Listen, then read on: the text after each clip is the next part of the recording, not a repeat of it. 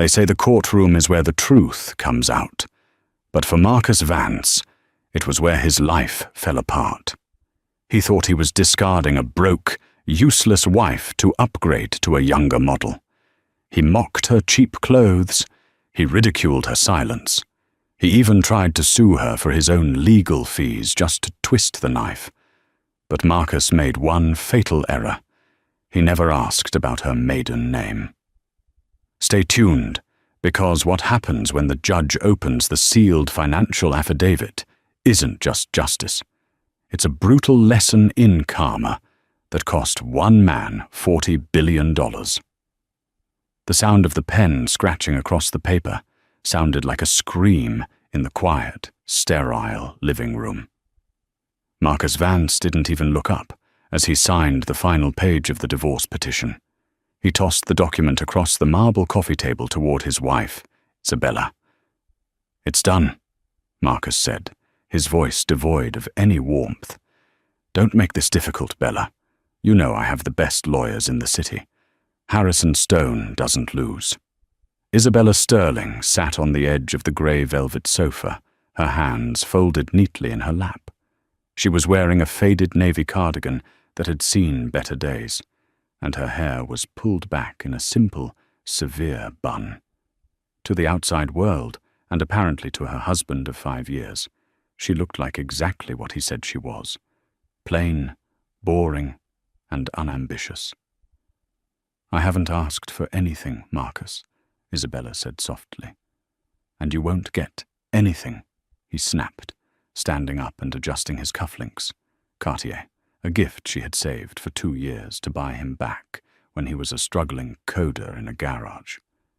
Now, as the CEO of Vance Stream, a tech company on the verge of a massive IPO, he looked at her like she was a stain on his pristine reputation. "Let's be real, Bella. You don't fit the image anymore. The investors, the board, they expect a certain caliber of partner. You're quaint, but quaint doesn't sell software." The front door opened with a confident beep of the electronic lock. Tiffany walked in, bringing a gust of expensive perfume and the crisp autumn air with her. She was 24, the new VP of Public Relations for Vance Stream, and the reason Marcus was currently liquidating his marriage. "Is it signed?" Tiffany asked, ignoring Isabella entirely as she walked over to Marcus, picking a piece of lint off his lapel. "Just finished," Marcus said, his demeanor instantly shifting from cold arrogance to charming warmth. "Bella was just agreeing to the terms. No alimony. She keeps her, whatever that car is, and she vacates the premises by Friday." Isabella looked at Tiffany. The younger woman was wearing a dress that cost more than Isabella's annual salary as a freelance archivist. Tiffany smirked, a cruel, tight expression. "Friday?" Tiffany laughed. "That's generous, Marcus. We have the gala on Saturday. I wanted to use this room for the pre-party photos. The lighting is better." She turned to Isabella, her eyes scanning her up and down. "You can probably pack your things in a few hours, right? It's not like you have much furniture or jewelry." Isabella stood up slowly. She was trembling, not with fear, but with a suppressed rage that burned hot in her chest. She looked at the man she had supported when he couldn't afford ramen noodles. She remembered typing his code when his wrists hurt, cleaning the garage, and holding him when he cried after his first bankruptcy. "I'll be out by tonight," Isabella said, her voice steady. Marcus let out a short, derisive laugh. "Even better. Look, I'll have my assistant Venmo you $1,000. Call it a relocation fee. Get yourself a motel room. Somewhere. Clean." "I don't want your money, Marcus," Isabella said, walking toward the hallway to grab her pre-packed suitcase. She had known this was coming for months. A wife always knows. "Good," Marcus called after her, "because you're not getting a dime. My lawyers made sure the prenup is ironclad. You leave with what you came with." "Nothing." Isabella paused at the door, She turned back one last time. The apartment was a penthouse overlooking the skyline, a symbol of the empire they had built together, though he claimed sole credit. "You're right, Marcus," she said, her eyes suddenly looking very old and very dark. "I will leave with exactly what I came with. Remember that." He didn't even watch her leave. He was already pouring champagne for Tiffany. The rain in Seattle was relentless, matching Isabella's mood as she drove her 2014 Honda Civic toward the older, historic district of the city. She wasn't going to a motel. She pulled up to a heavy iron gate surrounding a brownstone building that looked more like a fortress than a law firm. A brass plaque by the door read, "Penhaligon, Roth and Associates, Est 1902. She buzzed the intercom. "The office is closed," a gravelly voice crackled. "It's Isabella," she said. "I need to see Arthur."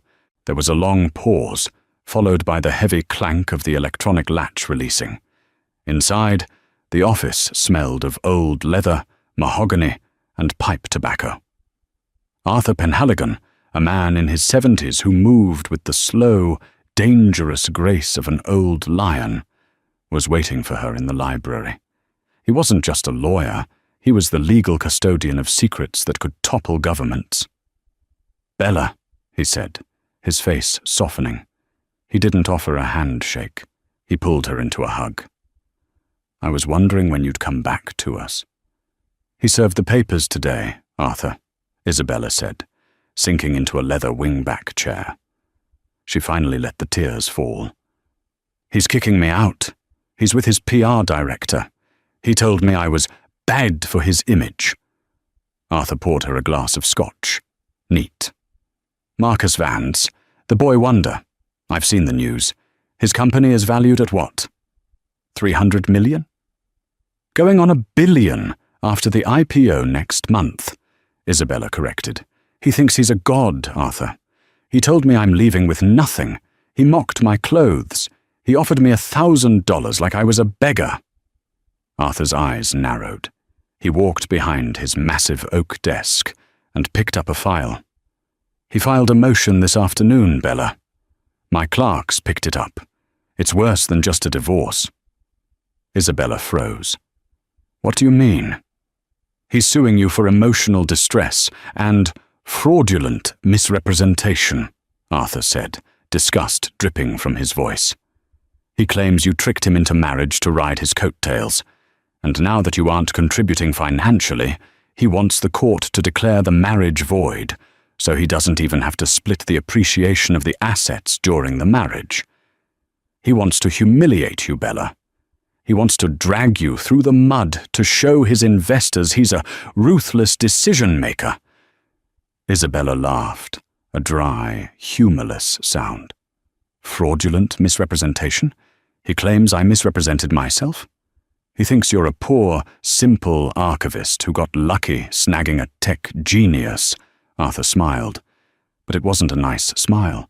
It was a shark's smile. "He has no idea, does he?" "No," Isabella said. "I wanted a real life, Arthur. I wanted to be loved for me, not the legacy. So I never told him. I lived on my librarian salary. I clipped coupons. I drove that rusted Honda." "And he punished you for it," Arthur said. He opened a drawer and pulled out a thick, wax-sealed envelope. It was stamped with a crest, a silver hawk clutching a golden key, the seal of the Sterling Hargrave Trust. "Your grandfather's trust matures on your 30th birthday, Isabella," Arthur said quietly. "That was 3 days ago." "I know. Do you know the current valuation?" Isabella shook her head. "I haven't checked since I left the estate at 22. Arthur slid a single sheet of paper across the desk. Isabella looked at the number. She blinked, thinking she was seeing too many zeros. She looked again. That's liquid," she whispered.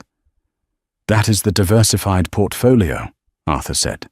"Real estate, shipping, pharmaceuticals and tech holdings. You are the sole beneficiary. The Sterling family built the railroads. The Hargraves built the banks. You, my dear, are not just rich. You are a sovereign power." Isabella stared at the paper. It was enough to buy Vance Stream 10 times over and shut it down out of boredom. "Does he know?" she asked. "Nobody knows," Arthur said. "We've kept your identity buried under 3 layers of shell corporations and blind trusts, just as your father instructed.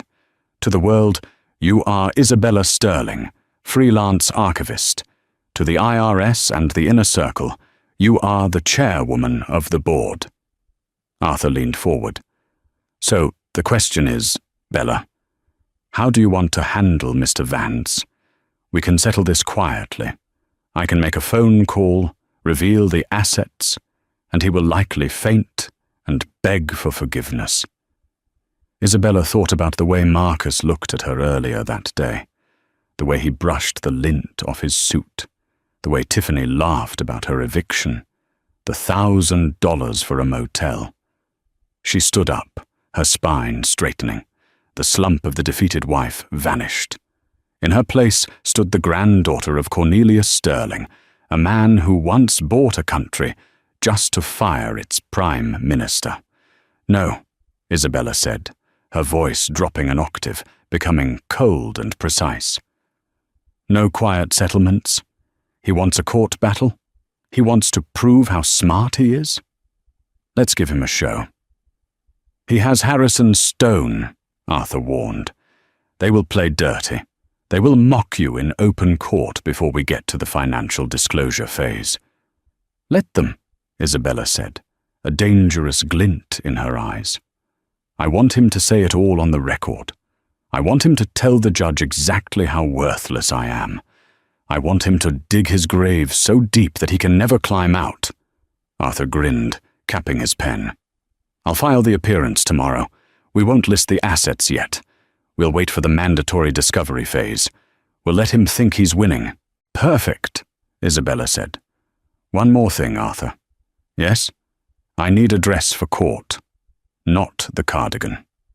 I believe your mother's vintage Chanel collection is in storage," Arthur noted, "and I'll have the driver bring around the rolls.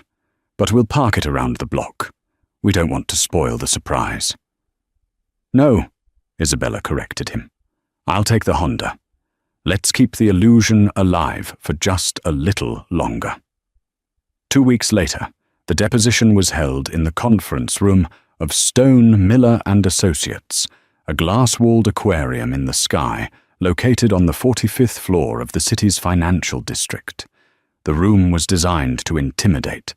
The table was a slab of polished obsidian that seemed to stretch for miles, and the view outside offered a dizzying perspective of the city, a view reserved for the masters of the universe. Isabella sat on one side, flanked only by Arthur Penhaligon. Arthur looked out of place in this modern shrine to avarice. He wore a tweed 3-piece suit that smelled of pipe tobacco and old libraries, and he spent the first 5 minutes of the meeting slowly polishing his spectacles with a silk handkerchief. Opposite them sat the army. Harrison Stone, Marcus's lead counsel, was a man who looked like he had been carved out of granite and dressed in Italian wool. He had a reputation for making opposing spouses cry within 20 minutes. Beside him sat 2 junior associates, furiously typing on laptops, and next to Stone sat Marcus Vance. Marcus didn't look at Isabella. He was busy scrolling through his phone, occasionally whispering something to Tiffany, who, against all professional protocol, was sitting in the corner of the room, ostensibly as his moral support, though she looked more like a spectator at a gladiator match waiting for the blood. A court reporter sat at the head of the table, her fingers hovering over her stenotype machine. "We are on the record," Stone announced, his voice booming. "This is the deposition of Isabella Vance, née Sterling, in the matter of Vance versus Vance." Stone leaned forward, clasping his hands. He smiled, but it didn't reach his eyes. "Mrs. Vance, we are here to establish the extent of your contribution, or lack thereof, to the marital estate. I'm going to ask you a series of questions. You are under oath. Do you understand? I do, Isabella said. Her voice was quiet, but clear. Let's begin with the basics. You have been married to my client for 5 years. In that time, Vance Stream grew from a garage concept to a multinational corporation valued at hundreds of millions of dollars. Mrs. Vance, are you a software engineer? No, Isabella said. Are you a marketing expert? No. Did you ever hold a position, official or unofficial, within Vance Stream? Did you write a single line of code? Did you negotiate a single contract? I did not, Isabella replied. Marcus scoffed audibly. He finally looked up from his phone, a smirk playing on his lips. She doesn't even know how to reset the router, Harrison. Keep going. Stone held up a hand to silence his client, though he looked pleased. So, you admit that the intellectual property, the business acumen, and the labor that built this fortune were entirely provided by Mr. Vance. Isabella paused. She thought about the nights Marcus had passed out on the floor from exhaustion, and she had covered him with a blanket, printed his pitch decks, and driven them to the post office at 4 a.m. because he was too shaky to drive. She thought about the 2 years she paid the rent, the electricity, and the server costs out of her librarian wages, while he made exactly $0. I admit that I didn't write the code, Isabella said carefully. I managed the domestic sphere so that Mr. Vance could focus on his work without distraction. Stone laughed. It was a practiced, dismissive sound. The domestic sphere. You mean you did the laundry? Mrs. Vance, in the state of Washington, we look at equitable contribution. My client is prepared to argue that your contribution was negligible. In fact, he is arguing that you were a financial drain. Did Mr. Vance pay off your student loans 2 years ago? He did, Isabella said. $5,000. And did he purchase the vehicle you currently drive? He bought the Honda used for me. Yes. And the clothes on your back? Stone gestured vaguely at her outfit. She had worn a simple grey suit, bought off the rack at a department store 5 years ago. Did his income provide for your lifestyle? During the last 3 years, yes, Isabella said. So, Stone leaned back, looking satisfied. You brought nothing into the marriage. You contributed nothing to the business. You lived off his success. And now that the marriage is ending, you feel entitled to 50% of his hard work. Is that correct? Arthur Penhaligon cleared his throat. It was a dry, dusty sound. Mr. Stone, is there a question in there, or are you just auditioning for a courtroom drama? Stone's eyes snapped to Arthur. The question is simple. On what grounds does the witness believe she deserves a settlement? I am the wife, Isabella said, cutting off Arthur before he could speak. That is the grounds. A wife, Marcus muttered, loud enough for the microphone to pick up. More like a squatter. Tiffany giggled from the corner. Stone shuffled his papers. Let's move to assets. We need to establish your current financial standing to determine if you have the means to support yourself without spousal support, which we intend to deny you regardless. Mrs. Vance, other than the personal items in your possession, do you have any bank accounts, stocks, bonds, or real estate holdings in your name? The room went silent. This was the moment. Isabella looked at Arthur. He gave the slightest, imperceptible nod. I have a checking account with roughly $800 in it, Isabella said. Anything else? Stone pressed, looking bored. Any hidden accounts? Any inheritance? We ran a credit check, Mrs. Vance. You're a ghost. You have a credit score of 720 and a debt-to-income ratio that suggests you live near the poverty line. I have no other accounts currently in use, Isabella said. That's a vague answer, Stone snapped. Let me be precise. Do you possess, or are you the beneficiary of, any assets valued at over $10,000 that you haven't disclosed? Isabella looked Stone dead in the eye. I am the beneficiary of a family trust. Marcus laughed out loud. Oh God, here we go. The family trust. She's been talking about her grandpa's legacy for years. It's probably a collection of antique stamps or a shack in the woods. Harrison, don't waste time on this. Stone smirked at Marcus. We have to be thorough, Marcus. Mrs. Vance, what is the approximate value of this trust? Isabella folded her hands. I have not had it appraised recently. Is it worth more than $5,000? Stone asked, his tone mocking. Yes, Isabella said. More than 50,000. Yes. Stone rolled his eyes. Fine. We'll demand full disclosure of this trust in the discovery phase.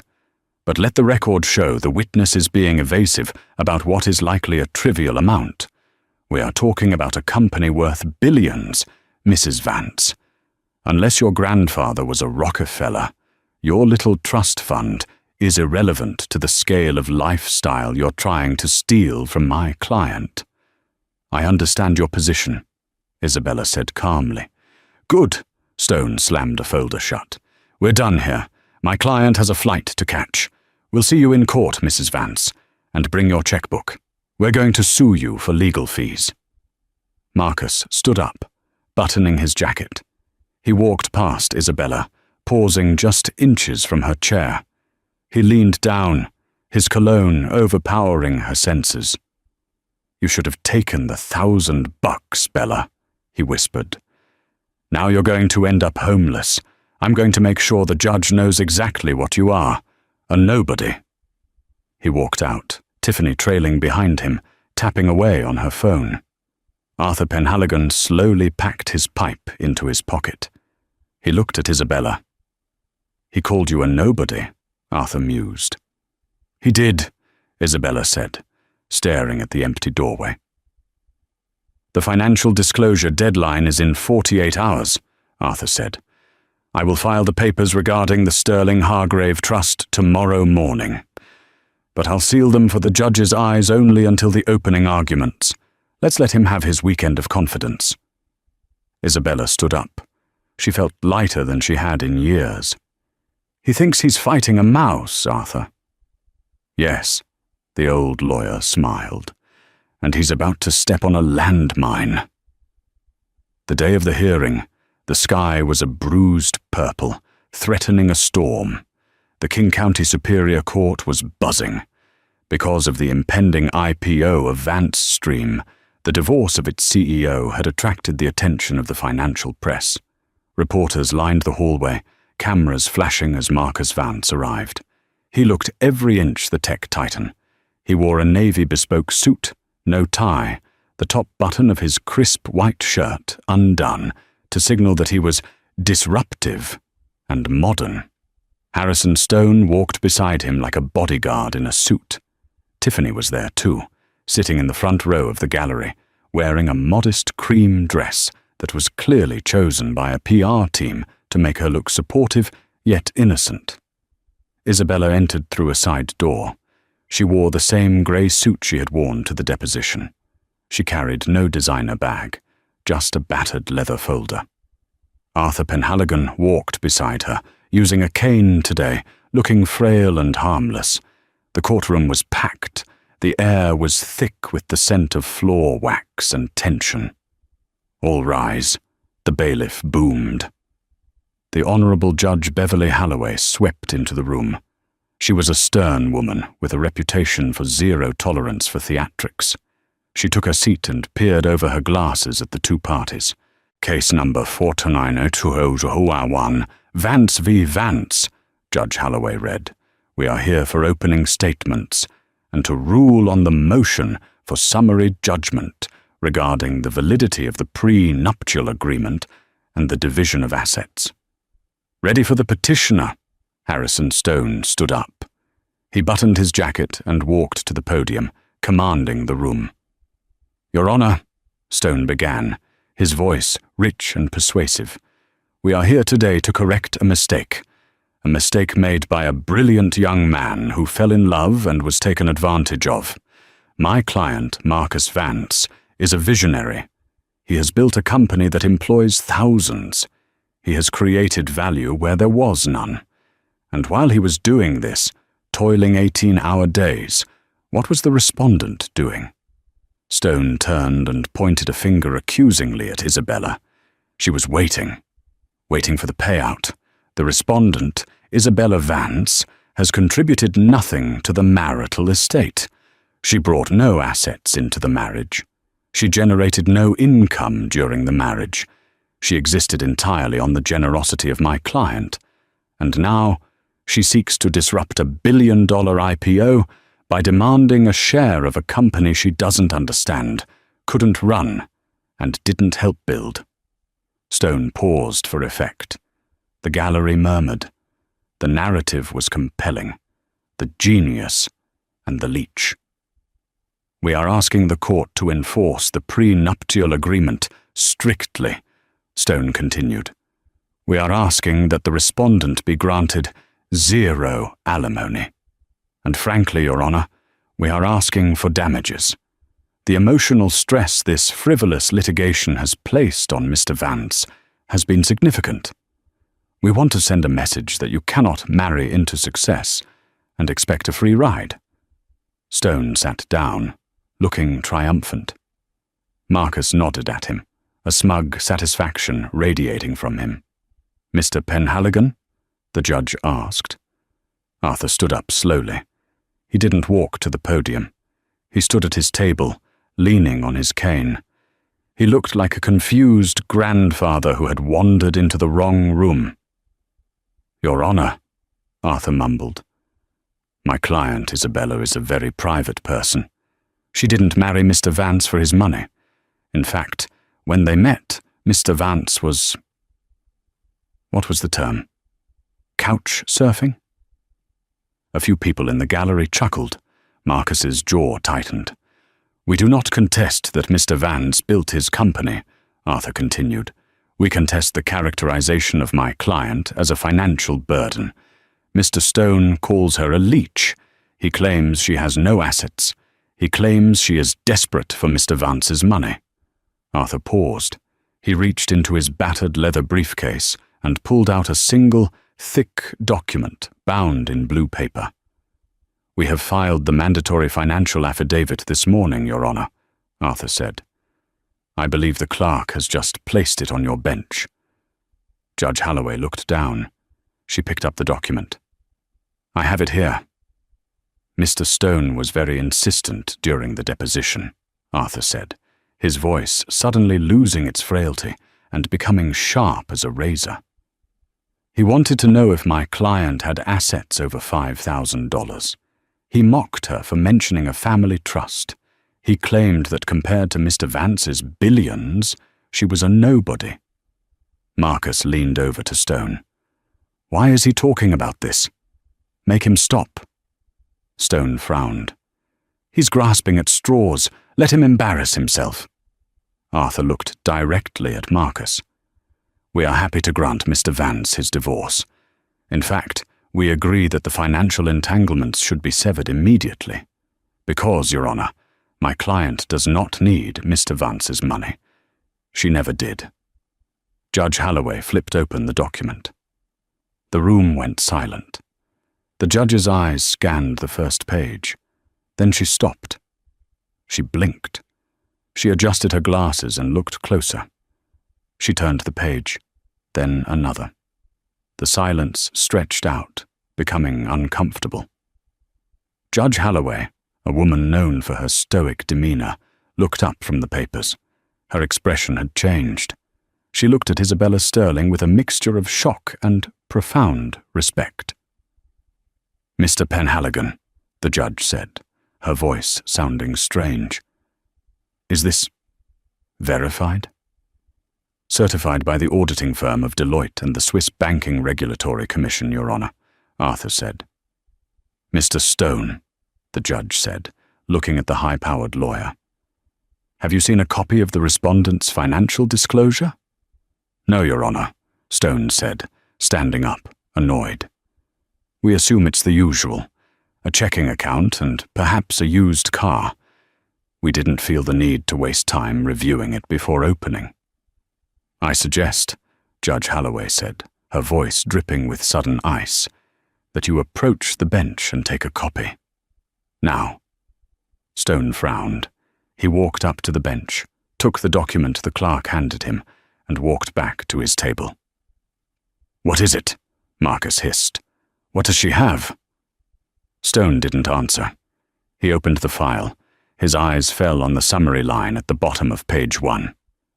"Total liquid assets, 40,201,000. Stone froze. He stopped breathing for a second. He turned the page. "Real estate holdings, 12,500,000 tolls, including 40% ownership of the Port of Seattle, the Sterling Tower in Manhattan, the Hargrave Estate in Surrey, England." Stone's hands started to shake.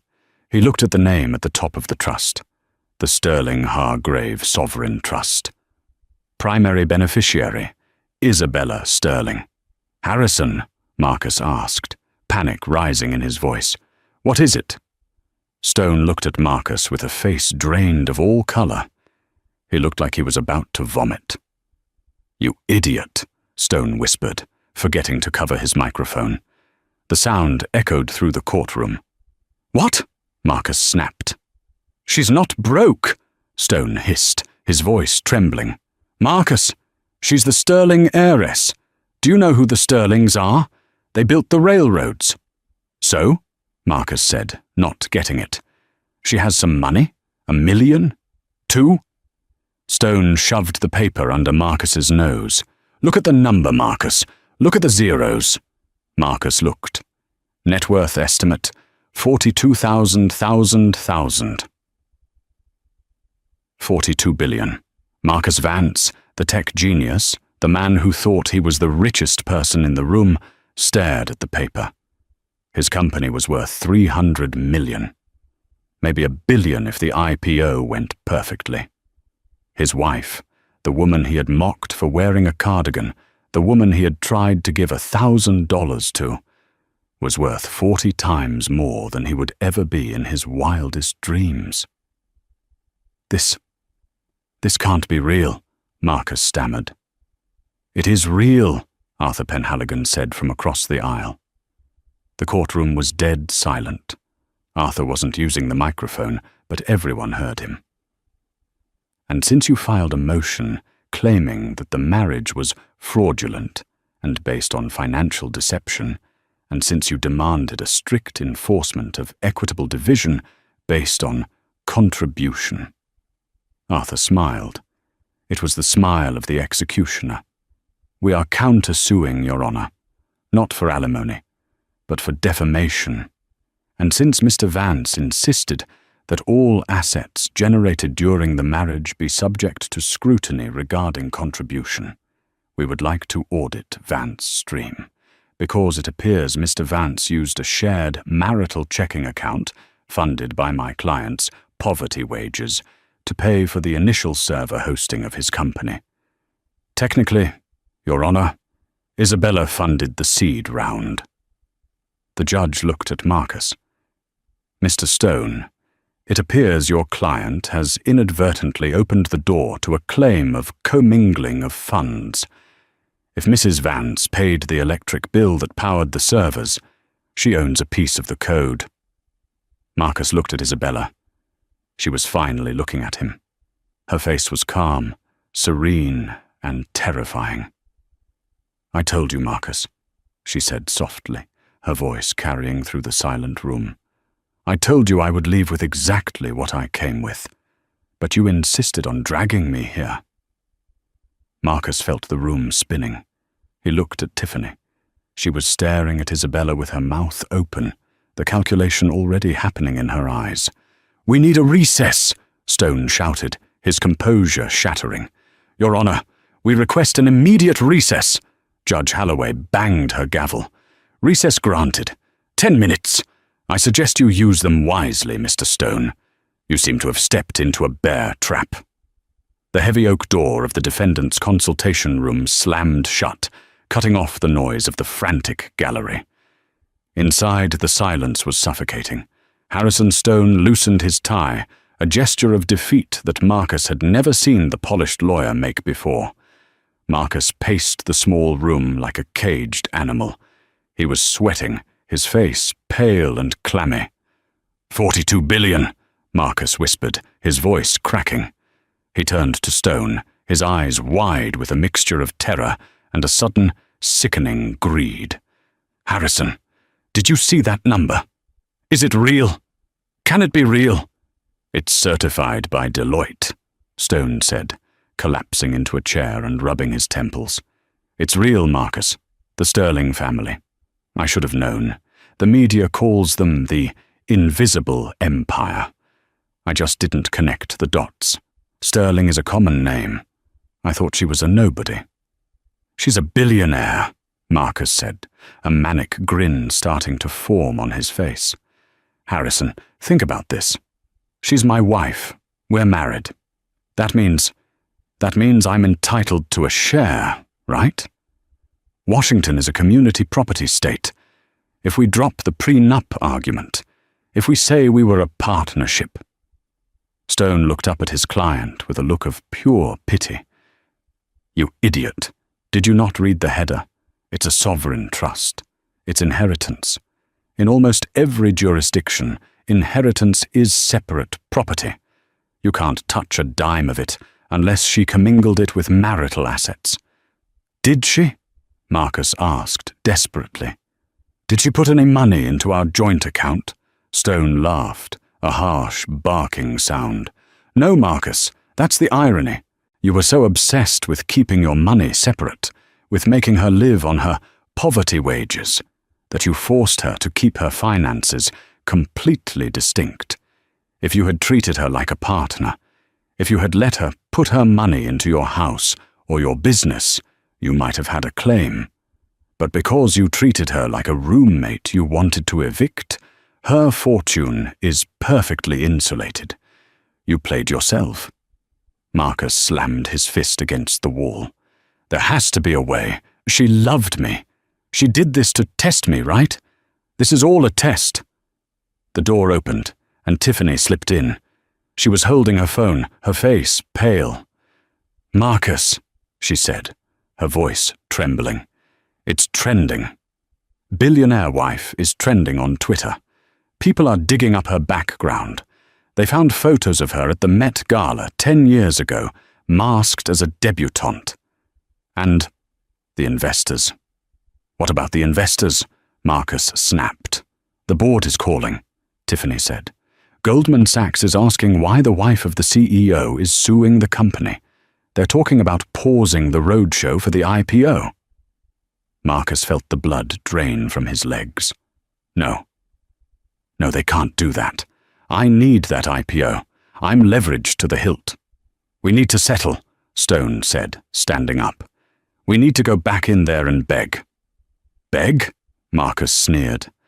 "I don't beg. You do today," Stone said grimly. "Because right now, you are a minnow swimming in a tank with a leviathan. If she wants to, she can buy your company just to shut it down. She can buy the law firm representing you and fire me. Do you understand the scale of money we are talking about? She has change the weather money. You have lease a Porsche money." Marcus took a deep breath. He adjusted his jacket. He ran a hand through his hair. He looked in the mirror, practicing his smile, the one that had charmed venture capitalists and magazine editors. "Get her in here," Marcus said. "I'll talk to her, without the lawyers, just husband and wife." "She won't agree to that," Stone said. "She will," Marcus said, his arrogance returning like a drug. "She's Bella. She spent 5 years washing my socks. She's obsessed with me.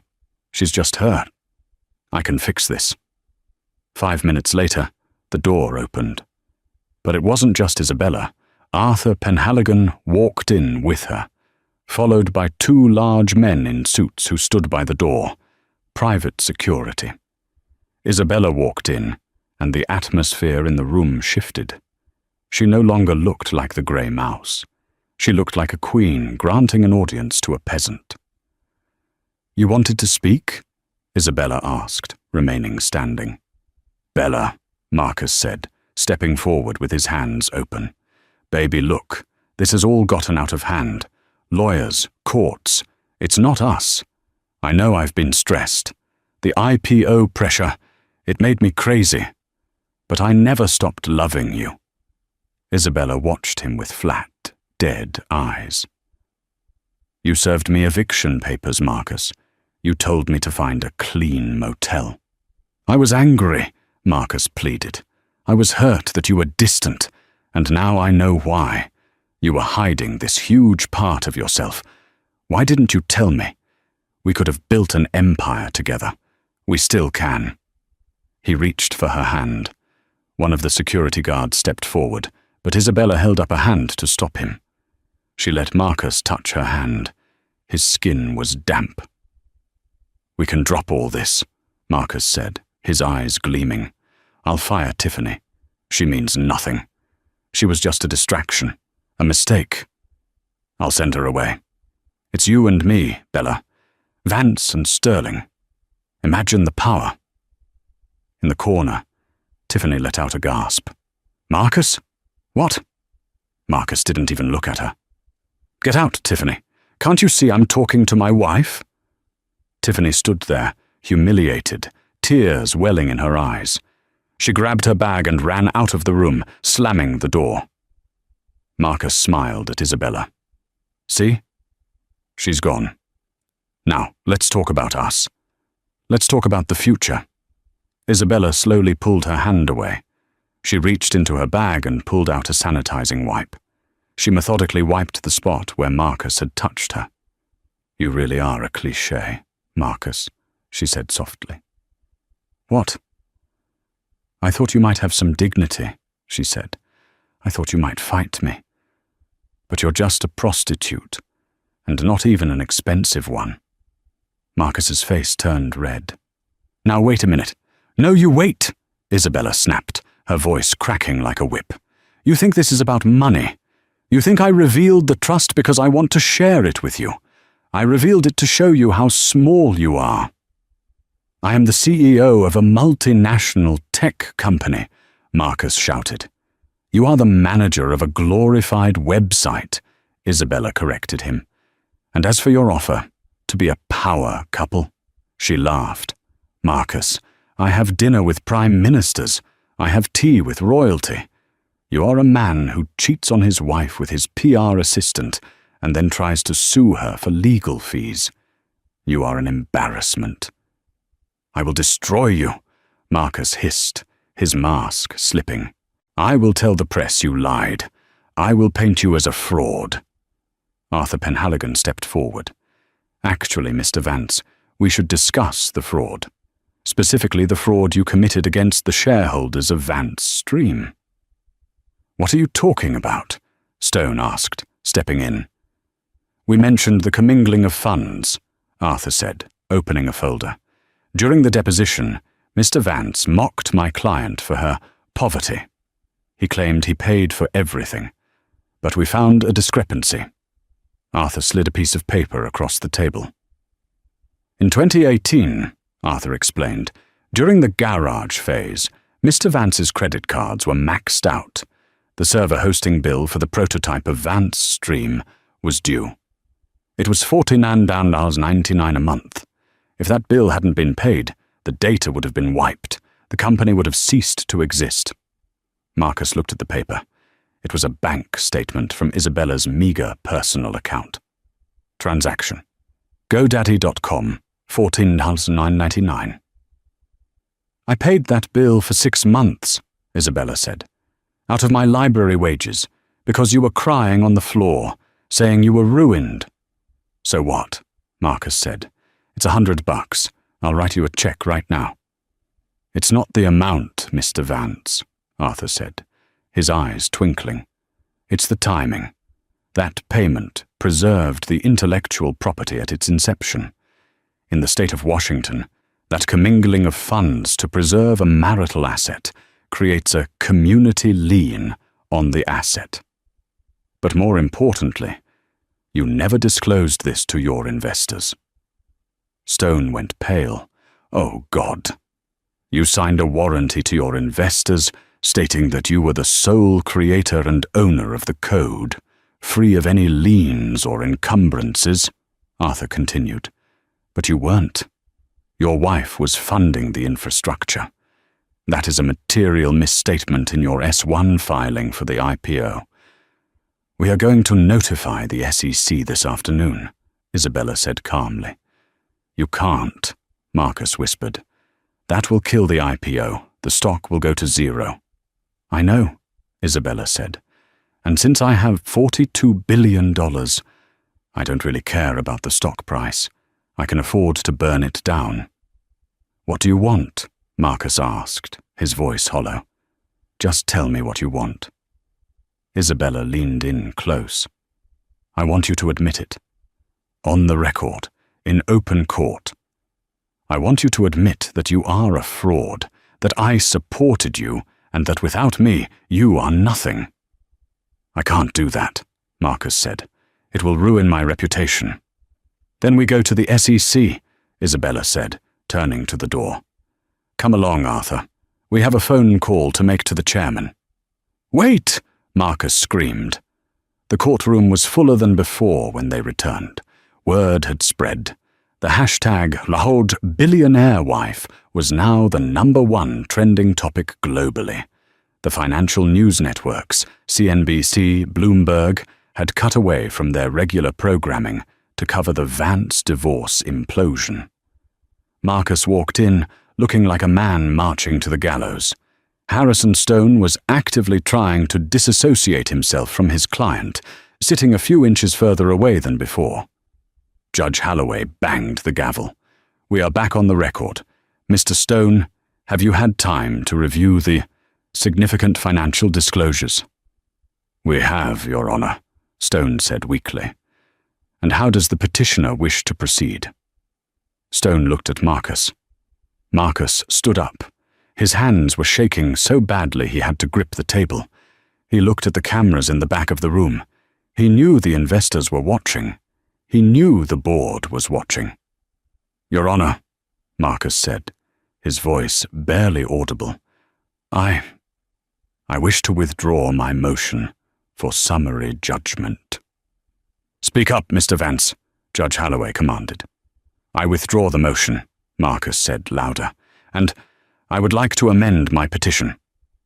Isabella sat perfectly still, her face a mask of stone. Arthur nudged her under the table. Go on, the judge said.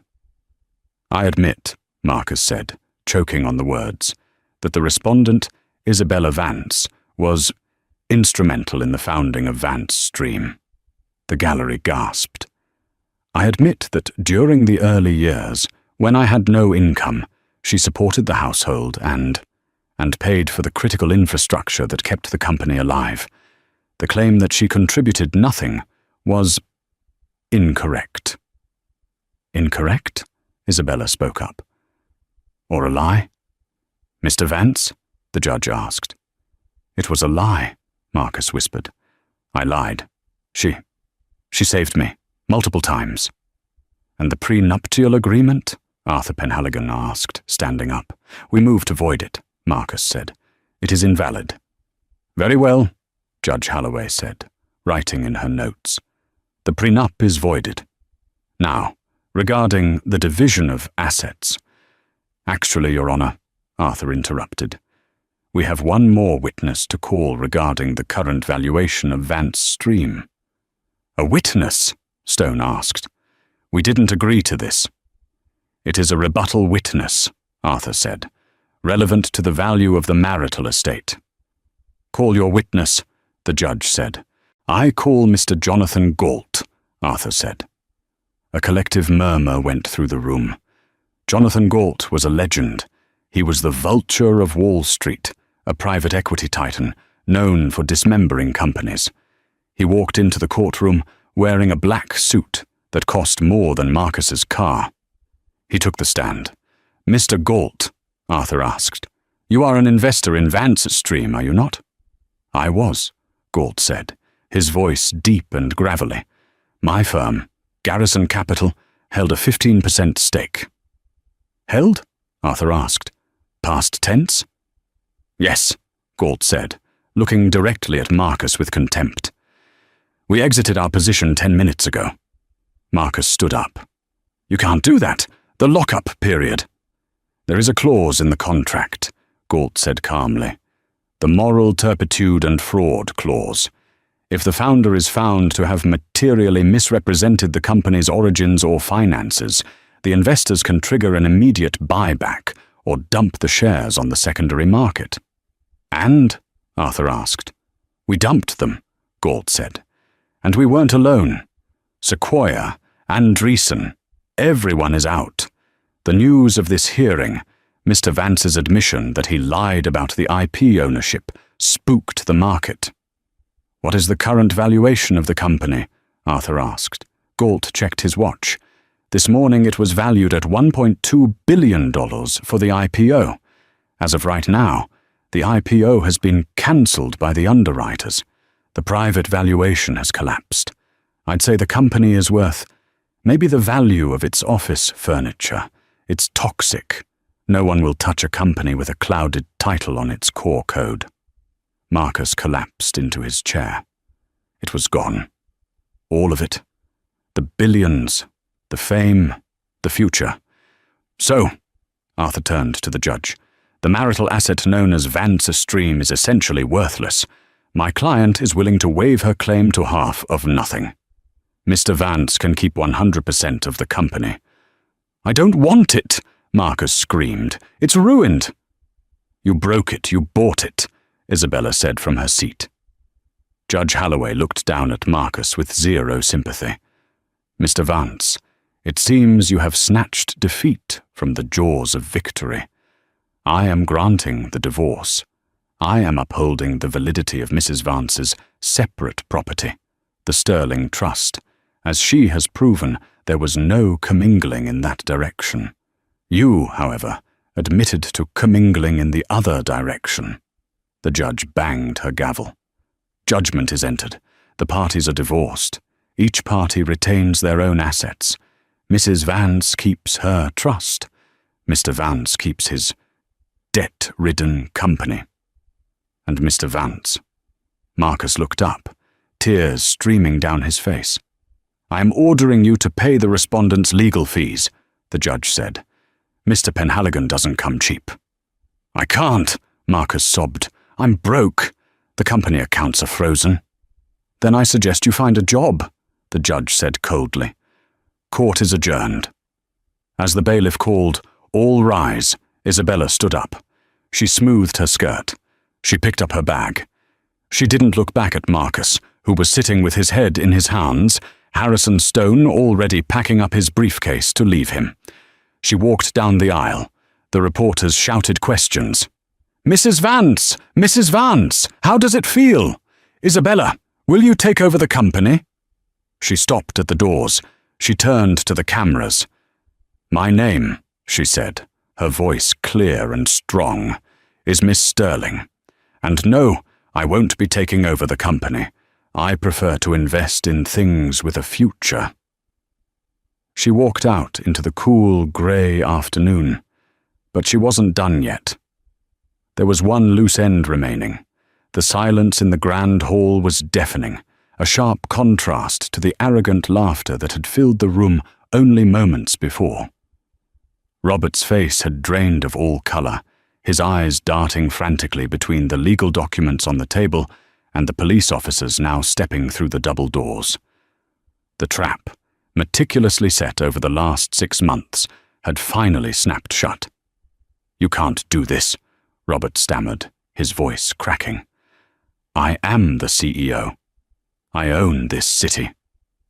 David stepped forward, adjusting his cufflinks with a calm, deliberate motion that terrified his brother more than any shout could have. You owned a shell, Robert.